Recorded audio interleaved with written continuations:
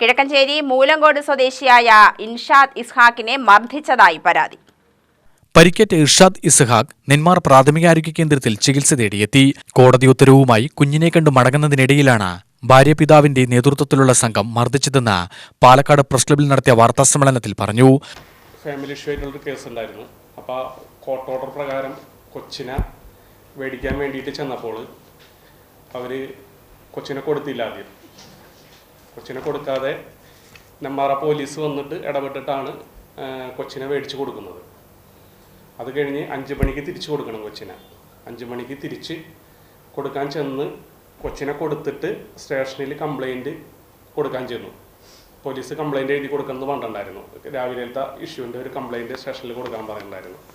ആ കംപ്ലൈൻറ്റ് കൊടുത്ത് സ്റ്റേഷനിൽ നിന്ന് പുറത്തേക്ക് ഇറങ്ങി പോരുന്ന വഴിക്കാണ് ഇൻഷാദിൻ്റെ വണ്ടി തടഞ്ഞു നിർത്തുന്നതും ആക്രമിക്കുന്നതും. അയലൂർ ചക്രായിലുള്ള ഭാര്യ വീട്ടിൽ പോയി മടങ്ങുന്നതിനിടയിലായിരുന്നു മർദ്ദനമുണ്ടായത്. ഇതു സംബന്ധിച്ച് ബന്ധപ്പെട്ടവർക്ക് പരാതി നൽകി. UTV news, Palakkad.